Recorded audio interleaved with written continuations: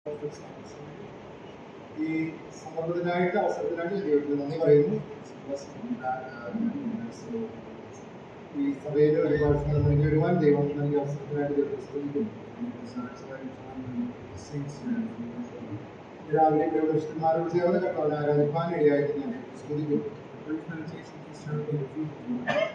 അല്പസമയത്തെ ധ്യാനത്തിനായിട്ട് എഫേസ്യ ലേഖനം 1-ാം അധ്യായത്തിലേക്ക് നമുക്ക് തിരിയാം.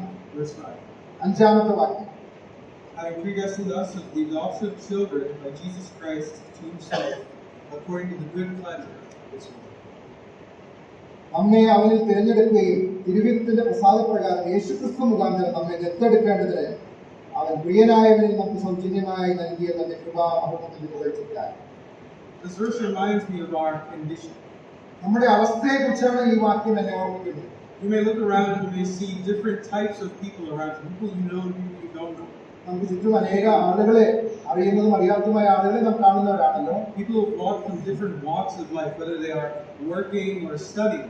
ജീവിതത്തിന്റെ വിവിധങ്ങളായ മേഖലകളിൽ കൂടെ മുന്നോട്ട് പോകുന്ന ആളുകൾ, ജോലി ചെയ്യുന്നവർ, പഠിക്കുന്നവരെ, അങ്ങനെയുള്ള വിവിധങ്ങളായ ആളുകൾ.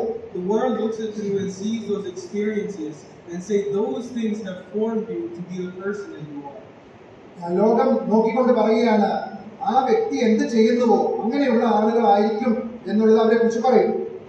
And so when they look at this person, that is all that they see. അങ്ങനെ ആ നോക്കുമ്പോൾ കാണുന്ന ആ ഒരു കാര്യം മാത്രമാണ് മറ്റുള്ളവർ ആളുകളെ കുറിച്ച് വിലയിരുത്തുന്നത്. But as we've learned in our spiritual walk, those things often disqualify us to be sitting here.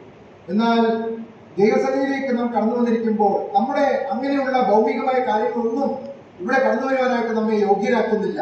Oftentimes, the things that we say, the actions that we've done in the past, do not qualify us to sit before the table. നാം ആരായിരുന്നു എന്നുള്ളതും നമ്മുടെ മുൻകാല ചെയ്തികളൊന്നും തന്നെയും ഇങ്ങനെ കടന്നു വരുവാനായിട്ട് നമ്മെ യോഗ്യരാക്കി തീർക്കുന്നില്ല. And yet, in this verse, our amazing God has predestined us for adoption. എന്നാൽ ഈ വായിച്ച വാക്യത്തിൽ നാം കാണുന്നത് നമ്മെ അവനിൽ തിരഞ്ഞെടുത്തു, നമ്മെ ദത്തെടുത്തു എന്നൊക്കെയാണ് നാം കാണുന്നത്. Taking us from the orphanage of this world and bringing him into the family of God. ഈ ലോകത്തിൽ അനാഥരായിരുന്ന നമ്മെ ദൈവം നമ്മെ തിരഞ്ഞെടുത്ത് തന്റെ ഭവനത്തിൽ നമ്മെ ആക്കി തീർത്തിരിക്കുകയാണ്. And the foundation, the cost of that we see in verse 7. അതിന് ദൈവം കൊടുത്ത വലിയ വിലയാണ് അതിന് താഴോട്ട് നമുക്ക് കാണുവാനായിട്ട് സാധിക്കുന്നത്. In whom our Lord Jesus Christ, we have redemption through His blood.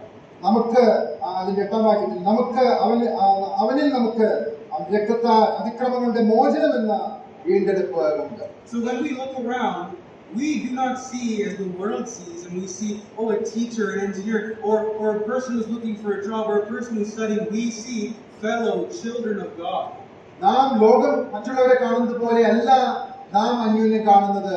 നാം കൂട്ട സഹോദരന്മാർ, ദൈവത്തിന്റെ മക്കൾ എന്നുള്ള രീതിയിലാണ് നാം അന്യോന്യം കാണുവാനായിട്ട് ഇടയാക്കിയിരിക്കുന്നത്. We sit here because of the blood that redeemed us. നമ്മെ ആ വീണ്ടെടുത്ത രക്തം മൂലമാണ് രാവിലെ നാം ഒരുമിച്ച് ഇതായിരിക്കുന്നത്. Let's continue to remember our amazing Lord Jesus Christ. ഈ വലിയനായ ദൈവത്തെ കർത്താവായ യേശു ക്രിസ്തുവിനെ നമുക്ക് ഓർക്കാം, ധ്യാനിക്കാം. ദൈവനാമം വാഴ്ത്തപ്പെടുമാറാകട്ടെ.